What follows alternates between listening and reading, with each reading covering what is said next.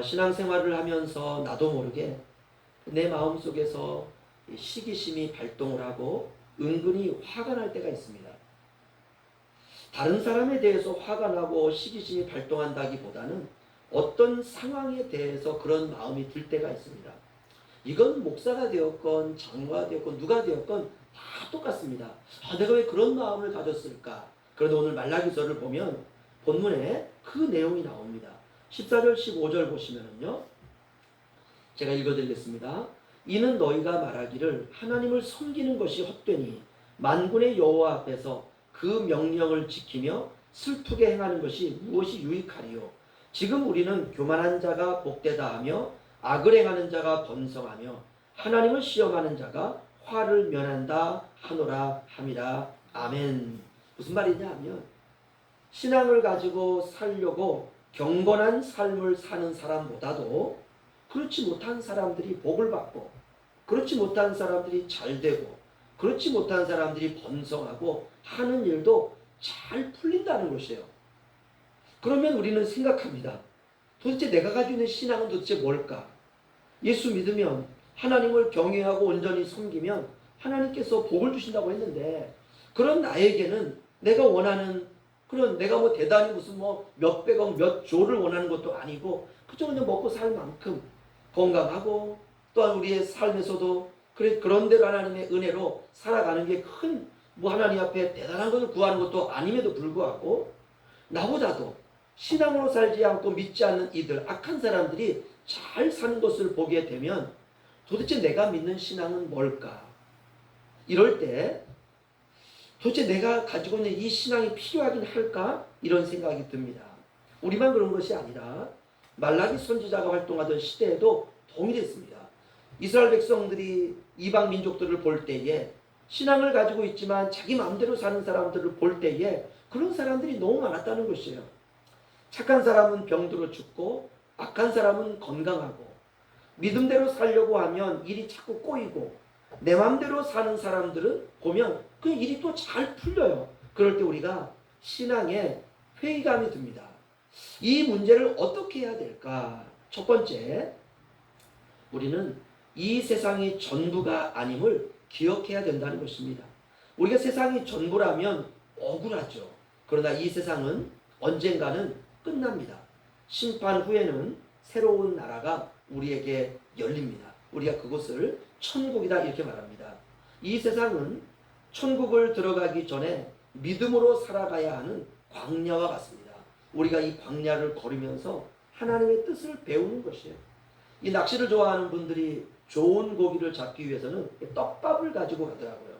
그래서 떡밥을 바다에 던지면 물고기들이 다 몰려들고 내가 잡으려고 하는 그 고기의 그 찌에 거기에 이제 조그마한 그 고기가 좋아하는 그 밥을 딱 달고 낚싯대로 던지면 내가 원하는 고기가 딱 물게 되는 것을 우리가 볼 수 있습니다. 그때 이 낚시꾼들이 가지고 하는 이 떡밥, 물고기들은 좋아하지만 그 떡밥을 우리는 먹을 수가 없습니다. 우리에겐 필요가 없죠. 세상의 것들이 떡밥과 같다는 것입니다. 그런데 때때로 많은 사람들이 떡밥이 그립고 떡밥을 먹고 싶어 한다면 이건 큰 문제죠. 이 세상은 언젠가는 다 사라질 것입니다. 그러니까 우리가 세상에서 잘 되는 것 때문에 시기하고 질투하고 배아파하고 억울해할 필요가 없다는 것이죠. 하나님 나라의 삶을 살아가는데 필요한 것이지 우리의 주변에 있는 모든 것들은 전부는 아니라는 것입니다. 눈에 보이는 현실만 바라보면 결국 하나님을 원망하게 된다는 것입니다. 그래서 우리가 말씀을 통해서 이 세상이 전부가 아니다 이걸 배우는 것입니다.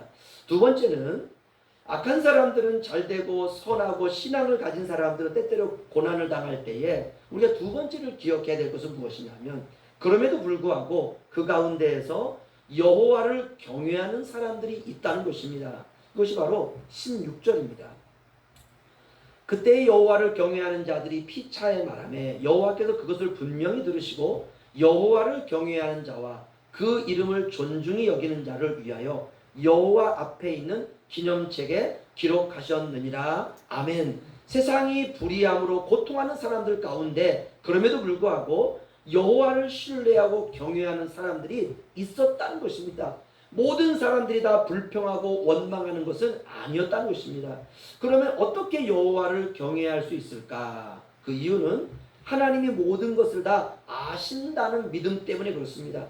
우리가 현실의 삶에서 하나님을 의지하고 하나님의 살아계심을 우리가 믿고 붙들고 살아갑니다. 악한 지도자가 세상을 다스릴 때 백성들은 고통할 수밖에 없습니다.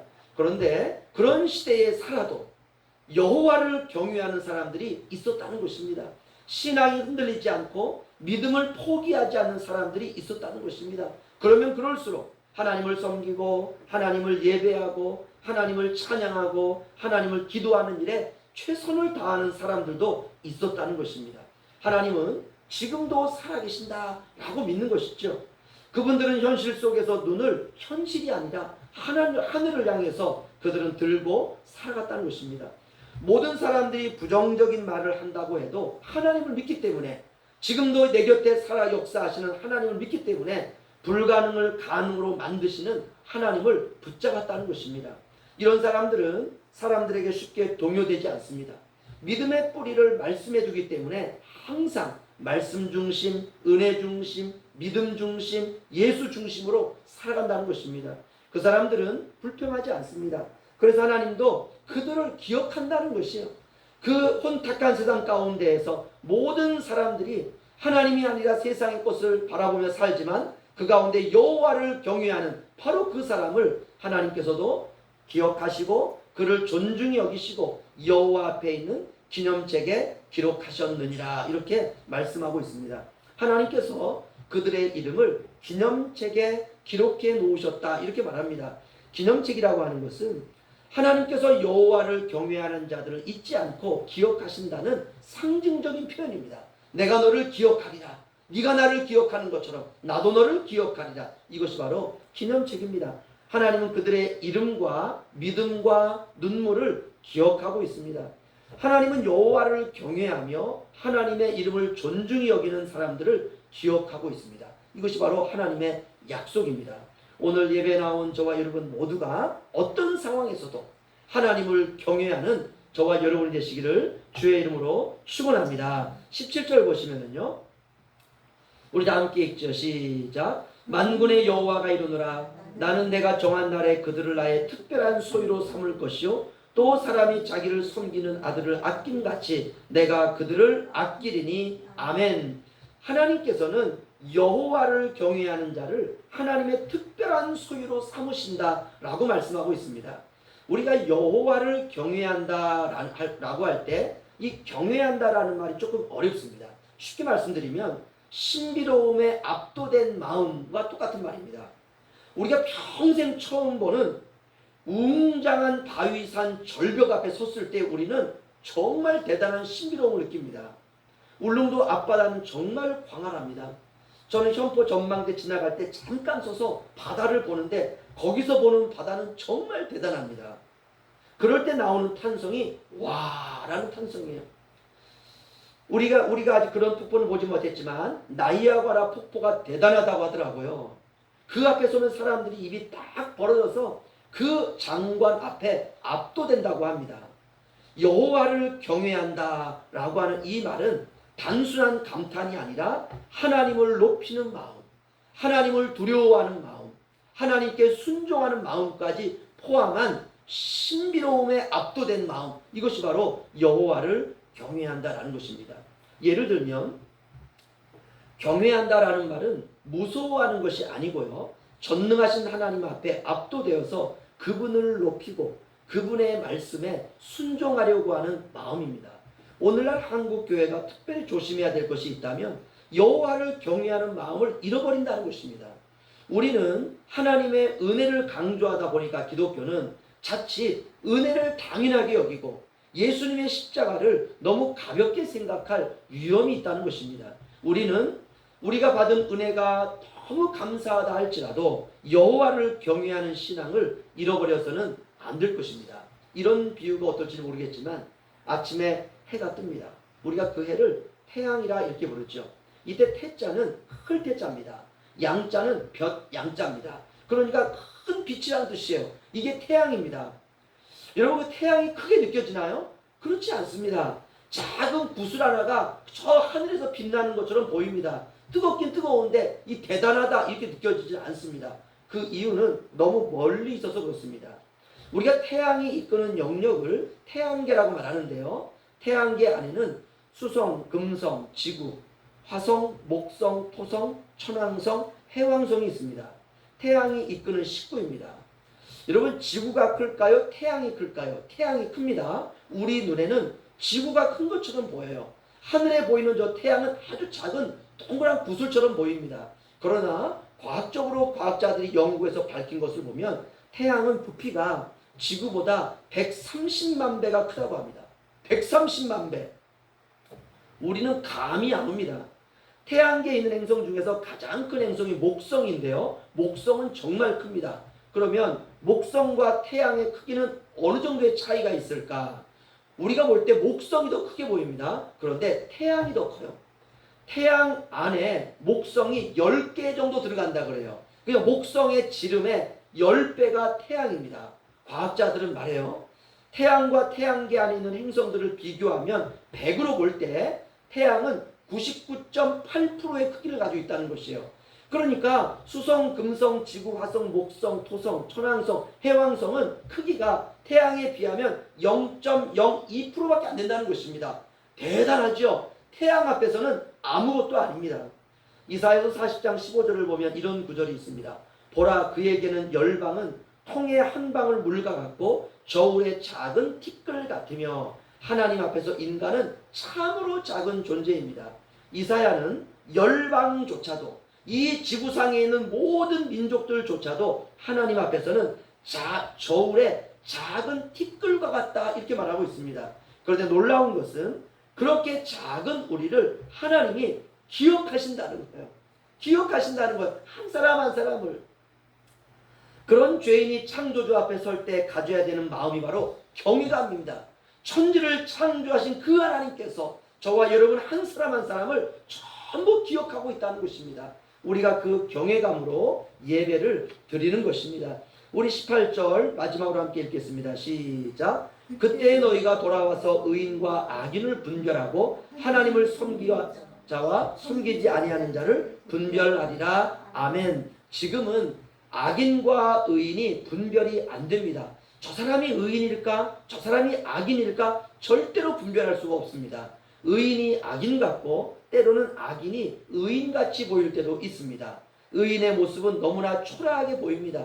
이 세상은 보이는 것으로 평가하기 때문에 의인이 드러나지를 않습니다. 그러나 마지막 날에는 그때에 너희가 돌아와서 그 마지막 때에는 의인과 악인을 분별할 수 있다라고 말합니다. 그래서 의인은 영생으로, 악인은 영벌로. 이 세상에서 의인들이 고난으로 인해서 너무 낙심할 필요가 없다는 것입니다. 언젠가는 이 세상도 패하고 명예도 성공도 부귀 영화도 사라질 날이 있습니다. 오늘 우리는 말라기서를 통해서 우리는 불의한 사람들의 형통함을 보고 고통하는 성도들을 우리가 볼 수도 있습니다. 어느 농부가 씨를 뿌리고 매일 밭을 돌보았다고 합니다. 그런데 한동안 아무런 변화가 나타나지 않는 것이에요. 그래서 이웃들이 농부에게 이렇게 말합니다. 괜한 수고를 하네요. 땅에 심은 좀 씨앗이 나올 생각도 안 하고 있는데 너무 수고하지 마세요. 죽은 것 같습니다. 이렇게 비웃었다 그래요. 하지만 땅속에서는 씨앗이 보이지 않게 뿌리를 내리고 있었습니다. 시간이 지나자 싹이 올라오고 결국 풍성한 열매를 맺었습니다. 신앙도 마찬가지입니다. 지금 당장 결과가 보이지 않아도 하나님은 우리의 믿음과 순종을 기억하시고 때가 되면 반드시 열매를 맺게 하십니다. 세상은 여전히 악인이 형통한 것처럼 보일 수 있습니다. 그러나 하나님은 침묵하고 계신 것이 아닙니다. 하나님은 지금도 여호와를 그 가운데서도 경외하는 자들을 주목하고 계십니다. 그들의 기도도, 그들의 눈물도, 그들의 순종도, 그들의 헌신도, 그들의 예배도 하나도 잊지 않고 하나님이 다 기억하신다는 것입니다. 세상은 우리를 알아주지 않아도 하나님은 기억하신다는 것이에요. 그러므로 우리가 오늘 말라기서 말씀처럼 악인의 형통함을 우리가 시기하거나 부러워하지도 말고 끝까지 우리는 하나님을 경외해야 된다는 것입니다. 그러면 하나님께서 정하신 날에 우리를 당신의 특별한 소유로 삼으시고 아버지가 자녀를 아끼듯이 우리를 아끼시고 품어주신다고 약속하고 있습니다. 지금은 우리 눈에 기념책이 보이지 않습니다. 지금은 의인과 악인의 차이가 보이지 않습니다. 그러나 하나님은 이미 기념책에 이미 의인들을, 하나님을 경외하는 자들을 기록하고 계시고 이미 구별하고 계십니다. 사람은 잊어도 하나님은 기억하십니다. 여호와를 경외하는 것이 형통해서 하는 것이 아닙니다. 하나님이 하나님 되시기 때문에 우리는 여호와를 경외하는 것입니다. 그러므로 저와 여러분 모두 어떤 상황에서도 여호와를 경외하는 그런 하나님의 복된 하나님의 자녀들이 되시기를 주님의 이름으로 축원합니다. 기도하겠습니다.